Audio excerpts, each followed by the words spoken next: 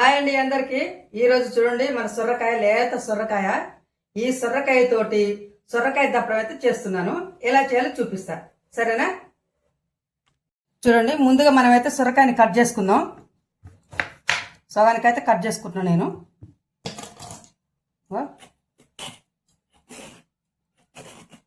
ఇలా పొట్టు అయితే తీసుకుందాం.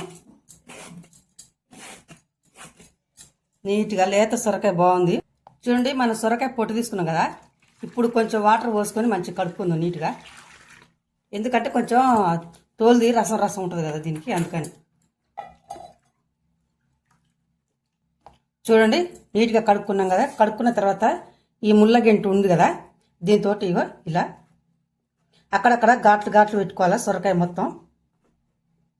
ఎందుకంటే తర్వాత మనం ముక్కలు ముక్కలు పోసి కూర వండేటప్పుడు పులుసు ఇంట్లో పోతుంది అనమాట. పోయి మస్తు టేస్ట్, అంటే మస్తు టేస్ట్ ఉంటుంది. ఇలా అక్కడక్కడ ఊడ్చుకోవాలి ఇట్లా.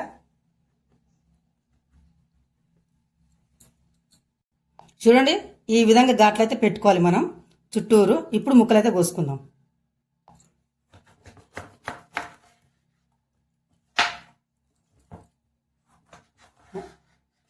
ఇట్లా పొడవుగా అయితే నేను కోసుకుంటున్నాను. నేనైతే ఇలా సాంబార్ ముక్కలాగానే కోసుకుంటాను. మరి చిన్నగా కాదు, మరి పెద్దగా కాదు.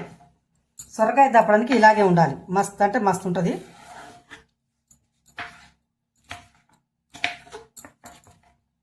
చూడండి, మనం కట్ చేసి పెట్టుకున్న సొరకాయ ముక్క రెడీ అయిపోయింది కదా.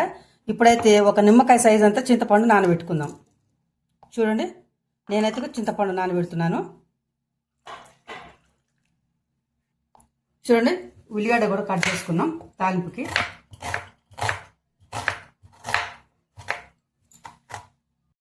చూడండి, నేనైతే ఒక 3 పచ్చిమిర్చి అయితే తీసుకున్నాను.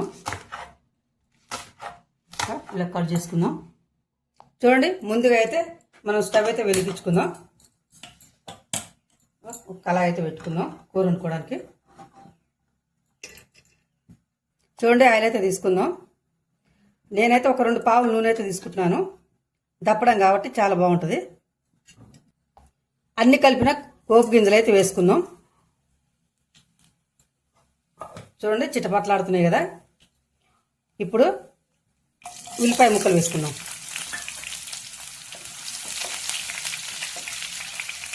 అలాగే పచ్చిమిర్చి ముక్కలు కూడా వేసుకుందాం.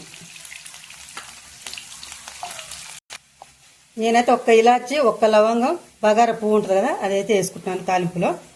చాలా మంచి వాసన వస్తుంది. అలాగే కరివేపాకు కూడా వేసుకుందాం. సగం చెంచా పసుపు వేసుకుందాం.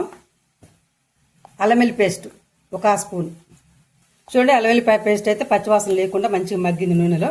ఇప్పుడు సొరకాయ ముక్కలు అయితే వేసుకుందాం. మంచిగా కలబెట్టుకుందాం 4 పక్కల మంచిగా కలిసేలాగా. చూడండి, 1 స్పూన్ అయితే ఉప్పు వేసుకుందాం. ఎందుకంటే ముక్కలకి మంచిగా మగ్గుతాయి, అలాగే ముక్కలు కూడా మంచిగా పడుతుంది అనమాట. ఒకసారి మూత తీసి కలుపుకుందాం మగ్గిందో లేదో. మంచిగా మగ్గింది. చూడండి, 1 స్పూన్ కారం అయితే వేసుకుందాం. అలాగే కొంచెం పట్టేలా ఉంది, చూసుకొని వేసుకోవచ్చండి కారం. ఎందుకంటే ఇవి పట్టించిన కారం కదా, కొంచెం కారంగానే ఉంది. చూడండి, మనం చింతపండు నానబెట్టుకున్నాం కదా, ఇప్పుడు కొంచెం చింతపండు పులుసు అయితే పోసుకుందాం లైట్గా. చూడండి, 1 స్పూన్ శనగపిండి అయితే వాటర్లో కలుపుకున్నాను. ఇప్పుడు పోసుకుందాం. ఎందుకంటే కొంచెం పులుసు చిక్కగా వస్తుంది అనమాట, టేస్టీగా కూడా ఉంటుంది. చూడండి, గరం మసాలా, ధనియాల పౌడర్ అయితే వేసుకుంటున్నాను. కానీ మసాలా వేస్తున్నాం కదా, మస్తు వాసన వస్తుంది. కూర రెడీ అయింది. కొత్తిమీర వేసుకుందాం. అదుర్సండి. ప్లీజ్ నా వీడియో కనుక మీకు నచ్చినట్టయితే ఒక చిన్న లైక్ ఇచ్చి షేర్ చేయండి, సబ్స్క్రైబ్ చేసుకోండి ఫ్రెండ్. సరేనా మరి, బాయ్.